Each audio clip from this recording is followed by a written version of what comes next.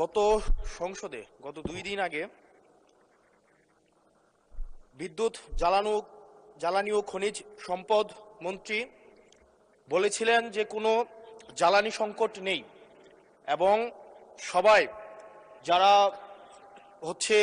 তেল সংগ্রহ করতে যাচ্ছে তারা যথাযথভাবে তাদের সেবাটি তারা সেবা স্থান থেকে পাচ্ছে।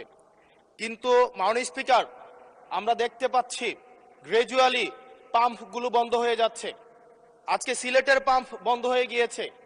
আমরা দেখছি যে রাস্তাতে লাইনের গাড়ির দীর্ঘ সারি এবং আমরা বারবার করে দেখতে পাচ্ছি যে সবাই প্রত্যাশিত সেবা পাচ্ছে না এবং কিন্তু দুঃখজনক বিষয় সরকার এই বিষয়টি এড়িয়ে যাচ্ছে এবং মন্ত্রী এই প্রবলেমটি অ্যাকনোলেজ করার পরিবর্তে মন্ত্রী আগের মতো আমরা যেভাবে অ্যাভয়েড অফ প্রবলেম মাননীয় সদস্য প্রবলেম যেভাবে আমরা অ্যাভয়েড করে যেতাম, মন্ত্রীদের মধ্যে এক ধরনের প্রবণতা দেখা যাচ্ছে যে তারা প্রবলেম অ্যাভয়েড করছে। আমার মন্ত্রী মহোদয়ের কাছে প্রশ্ন, উনি কি দেখতে পাচ্ছেন না যে গাড়ির দীর্ঘ সারি এবং গ্র্যাজুয়ালি যে পাম্পগুলো বন্ধ হয়ে যাচ্ছে, সেবা কার্যক্রম বিঘ্নিত হচ্ছে, স্কুল বন্ধ হয়ে যাচ্ছে? সেই জায়গাতে উনি কবে নাগাদ এই সমস্যাগুলোর যথাযথভাবে উনি সমাধান দিবে এবং উনি প্রবলেমটি অ্যাকনোলেজ করবেন কিনা? ধন্যবাদ মাননীয় স্পিকার। মাননীয় মন্ত্রী। স্পিকার,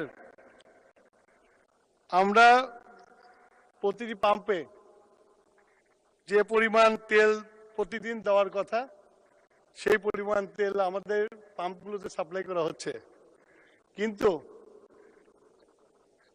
ইরান ঘটনার পর থেকে হঠাৎ করে বিক্রি বেড়ে গেছে।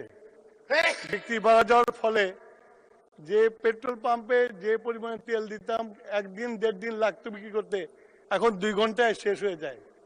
সেই জন্য আপনার মানুষের যে প্যানিক বাইংটা শুরু হয়েছে, লাইন দেখা যায় কিন্তু পেট্রোল সাপ্লাই হয় না, এটা ঠিক না। পেট্রোল প্রতিদিন সাপ্লাই করা হয়।